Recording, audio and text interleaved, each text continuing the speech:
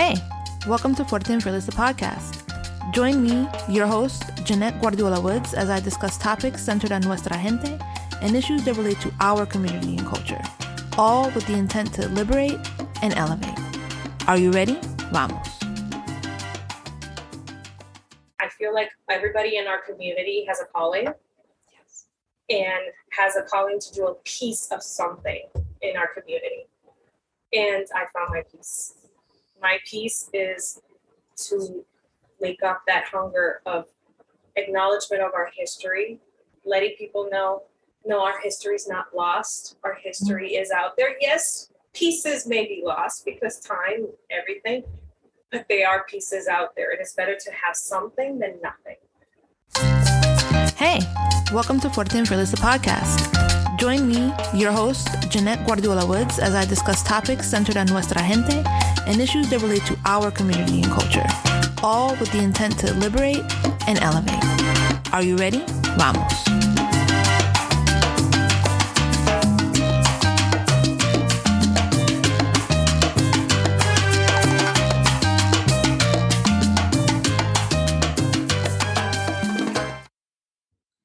Hey everyone, welcome to our next podcast episode.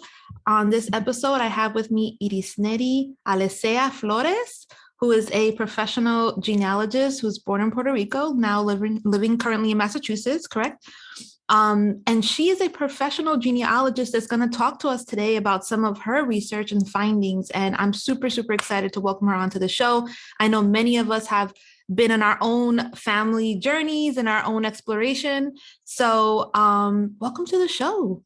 Thank you. Thank you. It's such an honor to be here. I'm very excited. Oh my gosh. Okay. So before we get started, I wanted to talk to you a little bit about your journey, like as a professional genealogist. We were kind of talking a little bit before the show, and I said, let me hurry up and press record because I don't want people to miss the juicy details here. But one thing I wanted to talk to you about was your journey to becoming a professional genealogist, and then also what inspired you to take this journey. So my journey, I've always had a love for history. I wanted to go to college for history. But everybody's advising, well, this is the only thing you can do. This is the only thing. So I decided to go with human resources. And I also wanted to go back to Puerto Rico. So it was like whatever got me to Puerto Rico, because I did go to college in Puerto Rico. But unfortunately, just could not make it to stay after I graduated. But the love of history never left me. I'm very, very blessed to still have my grandparents, my maternal grandparents. And I grew up hearing their stories about Puerto Rico. And then, when they migrate, they move to New York. And, they're getting older. And that hunger to know more, that hunger to want to connect to my roots, to know more about my island. And so 9 years ago, I started my own journey. And it's the whole emotional aspect of it took me by storm. I did not expect it. Wow. To see not only the stories of my ancestors, of my paternal grandparents who I didn't know, understanding so much more about my parents, my grandparents, and then understanding more about the history of Puerto Rico. That's when I started sharing it with my family and seeing the effects it was having on them. And so when I saw that, that's where my purpose grew. I said, I have to do this because other Latinos, other Puerto Ricanos, we need this. I feel like everybody in our community has a calling and has a calling to do a piece of something in our community. And I found my piece. My piece is to wake up that hunger of acknowledgement of our history, letting people know, no, our history is not lost. Our history is out there. Yes, pieces may be lost because time, everything, but they are pieces out there. And it's better to have something than nothing. And that's where my purpose grew. And 3 years ago, I founded the Cubre Tu Historia. And I left my past life. I left my full time. I was working human resources. Yes. Oh my gosh. And I connected with a beautiful community called Project Enye, which Denise Soler Cox is the founder, co-founder, and she's my mentor, my friend, and through her and amazing other Latina women, here I am. Wow. I mean, I think there was a couple of things that I wanted to, kind of talk to you about, right? Like, first of all, I think it's important for people to hear that journey, as we were saying prior to the recording. Yeah.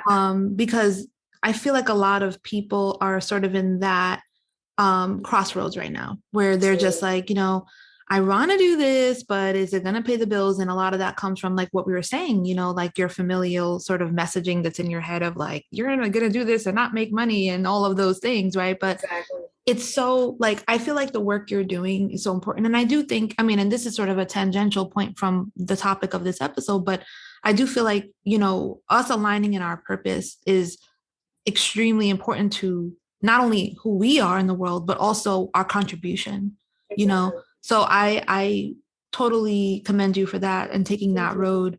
And I'm totally interested to hear more about your journey. So one of the things that I wanted to ask you, and I'll just even preface it by saying this, like the way that I sort of found Irisneri in the wonderful social media land was she was doing a live on Instagram, and she was talking about finding records in a church and, connecting back to some of the maybe lost parts of your lineage in church. And I was listening, I'm like, wow, that's so interesting, right? Because I know that some of us are going back to our land, whether it's Puerto Rico or, wherever, right? And then we're trying to find ways to reconnect. And, it's not like if you're in America, it's not the same, right? Like you have to kind of take maybe a less conventional route in terms of, finding some of those things to reconnect to. So when I heard that, I was like, wow, this is really interesting and I want to know more. And so that leads me to the next question I have for you, which is, what are the most interesting things that you've discovered? Like, I know it's kind of probably hard to like narrow it down, but like, what are some things that you want to share with us that you thought were like, really cool?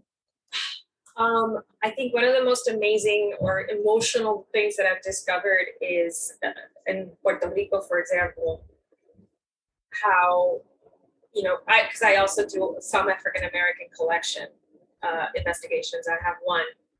And it's hard sometimes to get beyond 1860.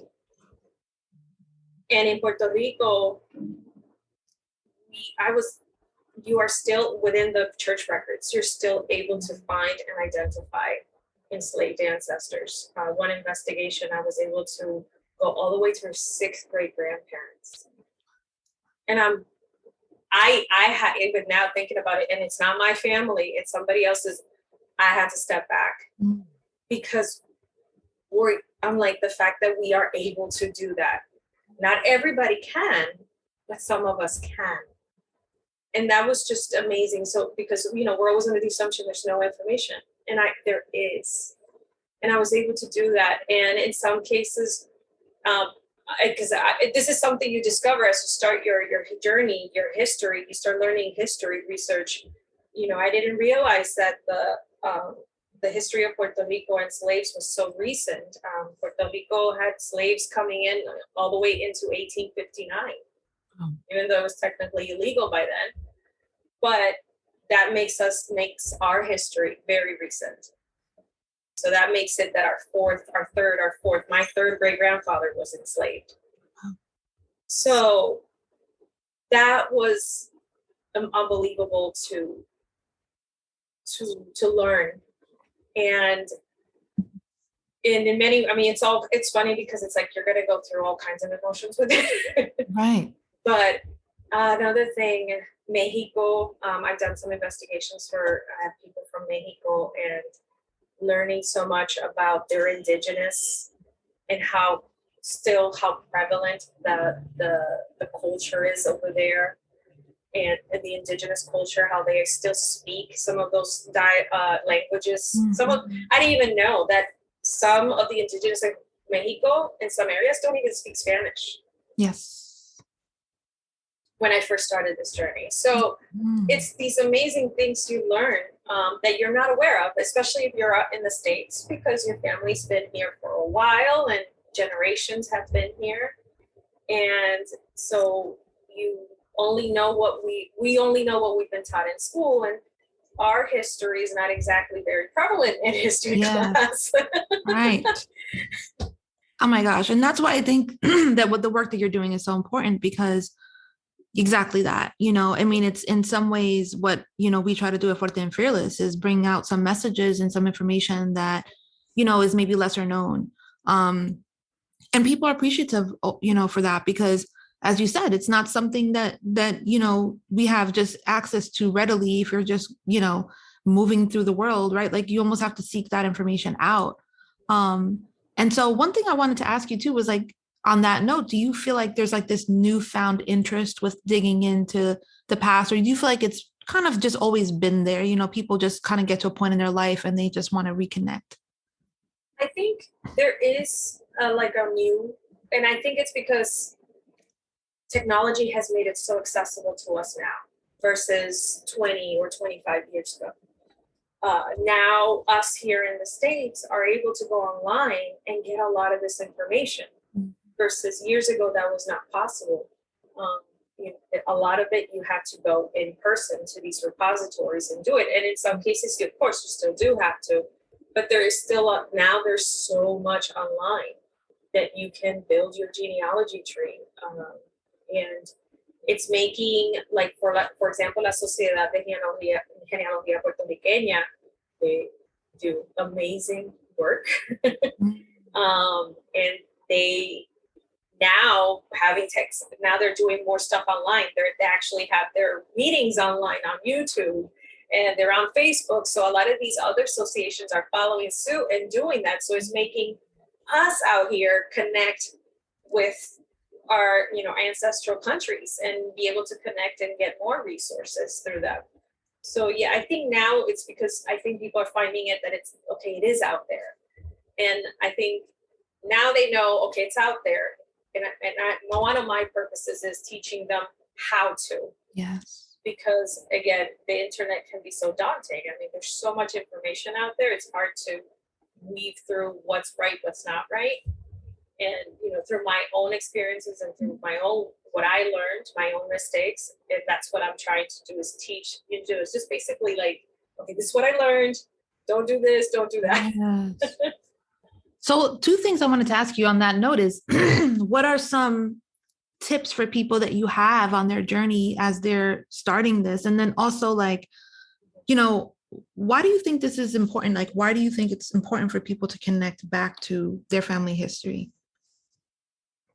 I think whether, I know some people say, I just care about what's happening now in the now. Why should I care about the past?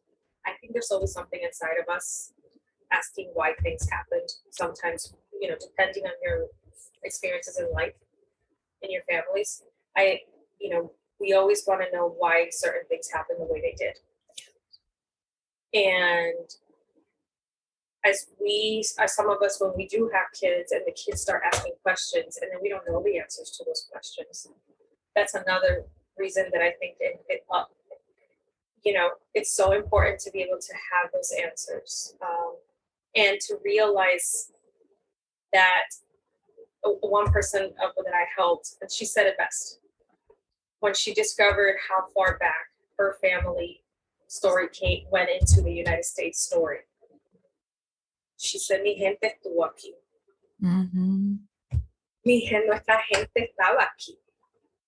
We were here. We were a big part of that history. Just because we're not mentioned does not mean we weren't there. Mm. There were Puertorriqueños from Spanish colonies that fought in the American Revolution. Mm-hmm. Who knew that? Wow.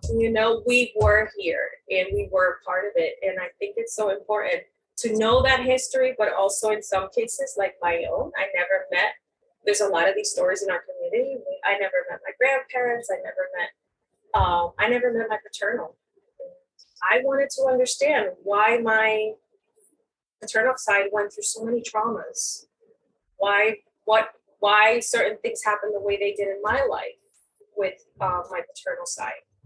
And when I look into the documents, of course, I'm not getting all the answers, but I was able to see a pattern, and I was able to understand.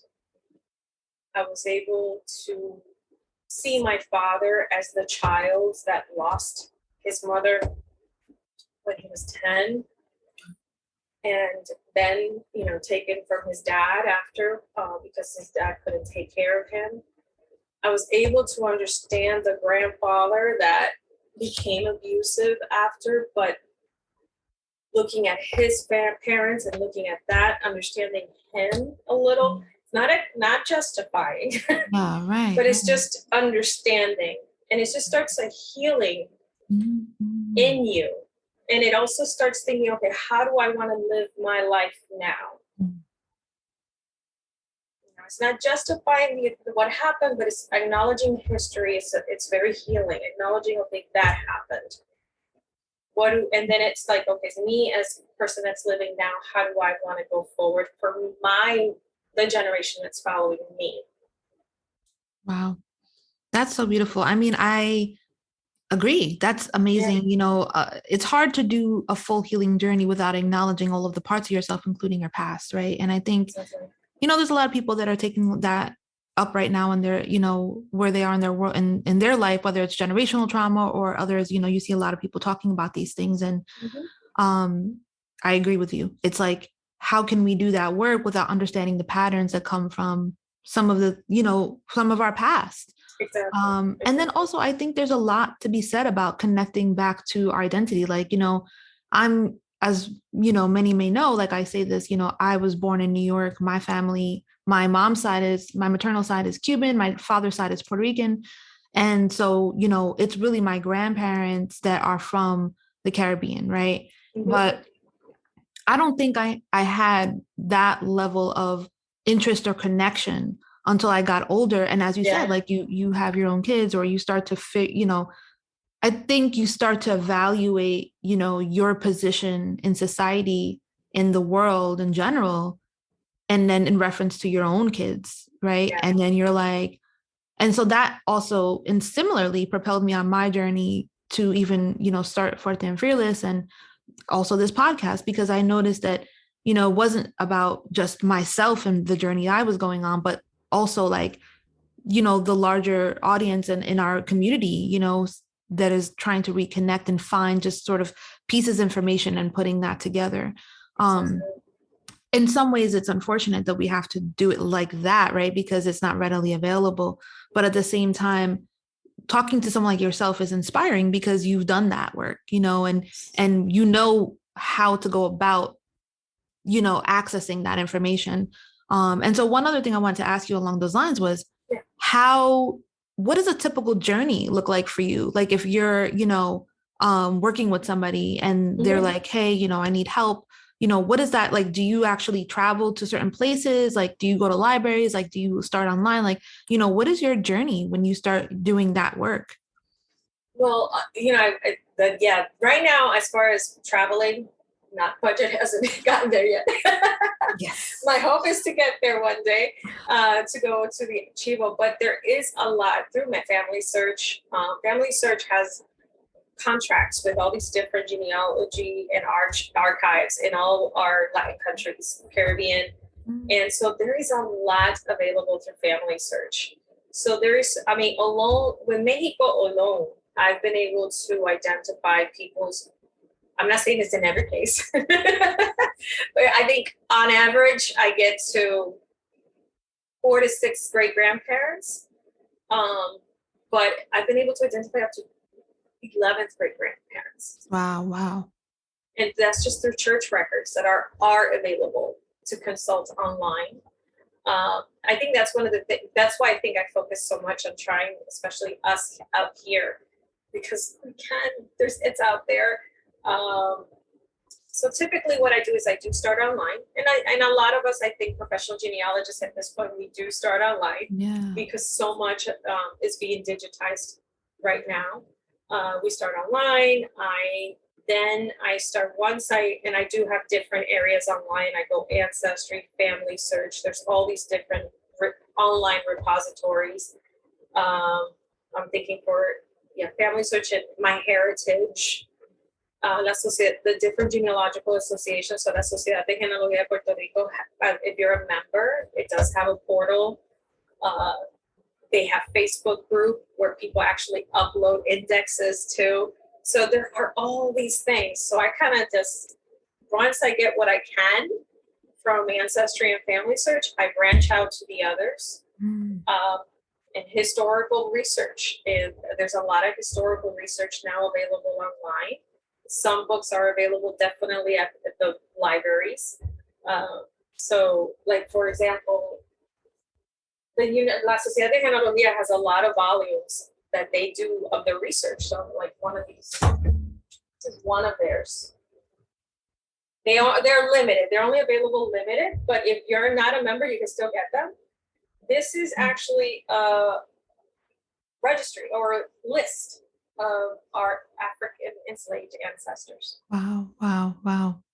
With information, in some cases, where they were from in Africa.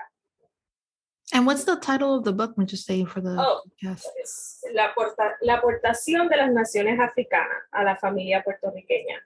Wow. So they do have some available. I don't think this one's available anymore, but they sometimes, it's good to keep checking because sometimes they'll reprint. Oh, wow. Or people just use them and they put them for sale. So I keep them. So, that's but in my case, if someone's looking and they write me and say, can you look? And I look because these can be limited, but there's so much. There's this library, online library, librería. I am translating in my head. Online bookstore. Online bookstore from Puerto Rico, 787 Libros. They have a lot of historical stuff, books that I have even found through them.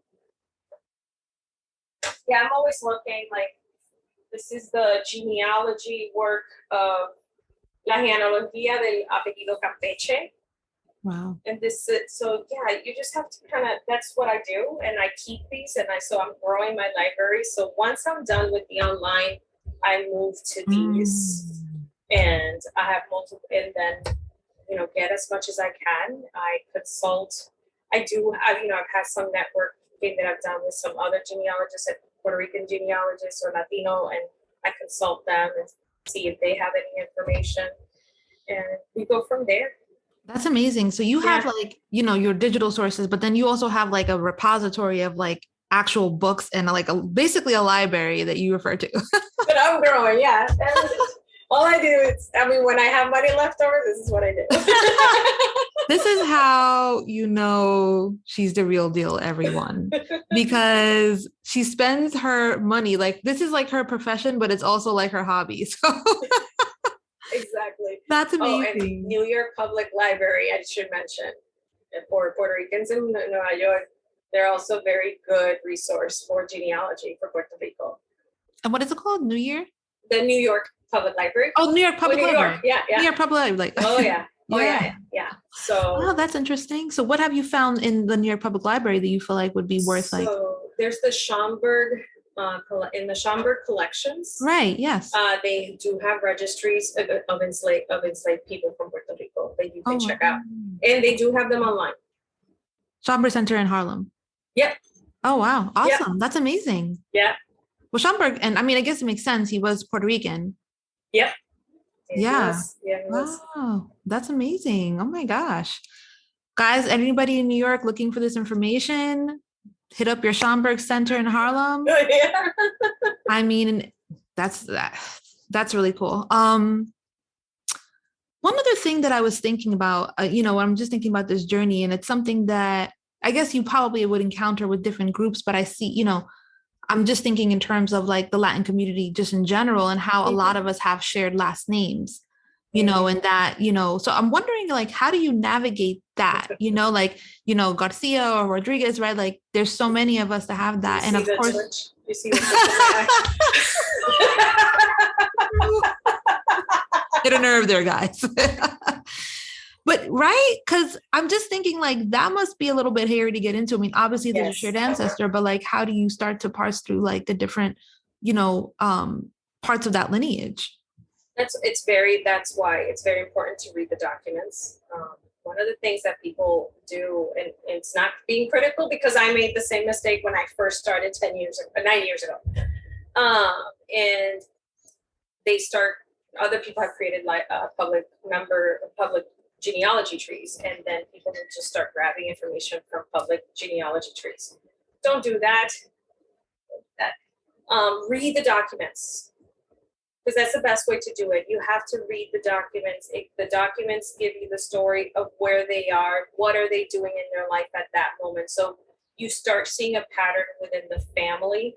So when you happen to run into the similar name in some other town, or especially in Puerto Rico or anywhere, because it happens in all the countries, then you start getting to know the family. So in other words, get to know that family. So when you see this, you don't mistakenly connect another family that's really not yours. Reading the documents is very important. And I know for some of us, because I know some of us, Spanish is second language, or you're not fluent in Spanish.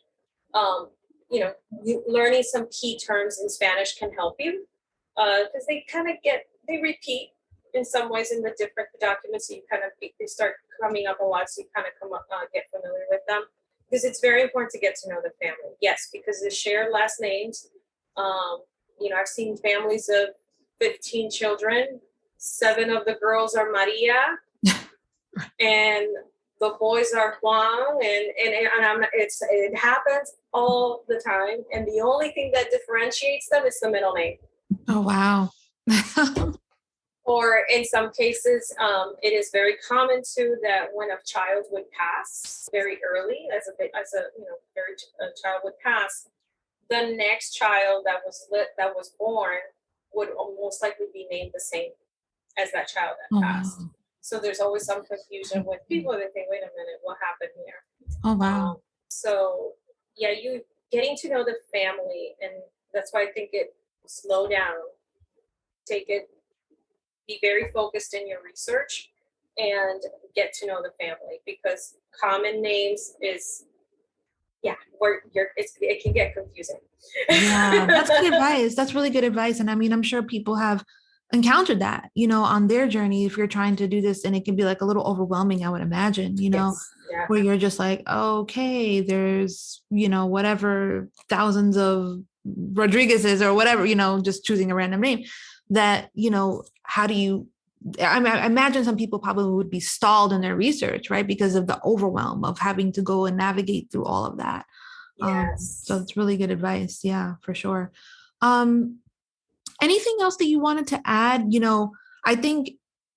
been super generous with your tips and just telling us about your journey. So I so appreciate that. But just wondering if there's anything else that you wanted to add in terms of like something you want to share about your experience in doing this work. It has been for me, it has been such an amazing healing journey. It has changed my relationships with my family. It changes how you see your family in some ways. Like, for example, my grandfather, who I always, mi abuelo Cheo, very quiet, very, I don't know him as anything else. And through his journey and through his information that I looked up for him, I learned so much about his family, about the tragedy, what that happened with his dad, and then his life with his mom. And I saw my grandfather as that little boy. I saw that little boy in him. One of my favorite stories is that, so his father committed suicide when my grandfather was 4, and he did not know anything really outside of the name. And well, he knew his grandparents because he knew his grandfather, but he didn't know much about his dad. And I showed him his dad's death record, and it said that his dad was a chauffeur.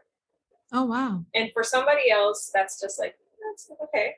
But for him to know something else beyond what the tragedy that he knew happened was so significant. I saw him, he got teary, and he's like, oh, papi era chofer. But the way, it's like, I saw the little boy. Yeah. And I think that's what this is. I mean, for all of us, it's different because we all have different experiences in our lives, but it is healing as a individual, as a family member of a family, and as a member of our community. It's just like it keeps branching out. It helps you grow. Yeah. It helps you connect. It helps you understand more. And our community needs so much empowerment. And I think this is one of the many ways for us to get empowered. Yes, I agree. I couldn't agree more. I do think there's many ways. Connecting back to your history is a big part of what we do, and on Fuerte and Fearless. And so I agree 100%, and again, thank you for the work that you're doing. How can we support you and your work? Where can we find you? Tell us all of that good stuff. You can find me on Instagram at Descubre Tutoria. You can find me on Facebook.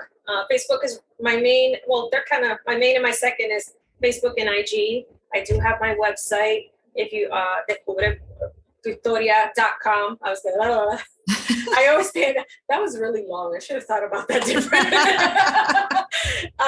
And you can join my newsletter. I'm growing my email list because I'm trying to develop, a community within my Descubre Tutoria where I can keep people informed. I'm trying to also develop a course to help people with just the basics, just how to start, because it's very basic with what you have to start with. So you can find me there.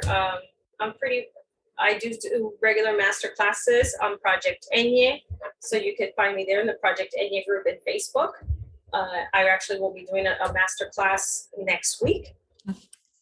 So you can join the group and you can see me live there. And so I'm trying to be everywhere in my lives. I'll be live, I go live. I try to go live pretty regularly. Guys, check out her lives. She has some really good lives and she does share really good information on there. So please check her out and follow her wherever you are on social media. Irisneri, thank you so much for being here. Good luck with everything. And everyone, again, just sign up to her newsletter, because as we start to build this network out of information, the more that we're coming together as a community to do this work, the more value and power and information there is together. So just consider that. But again, thank you for being on the show. This was an awesome and a very informative episode. And everyone, stay fuerte. If you like this episode and want to support the podcast, please subscribe, share it with your people, post about it on social media, and/or leave a rating and review. To get the latest on Fuerte and Fearless, including new drops and upcoming episodes, follow us on Instagram and Facebook at Fuerte and Fearless, and on Twitter at Fuerte Fearless. We thank you for listening. Until next time, stay fuerte.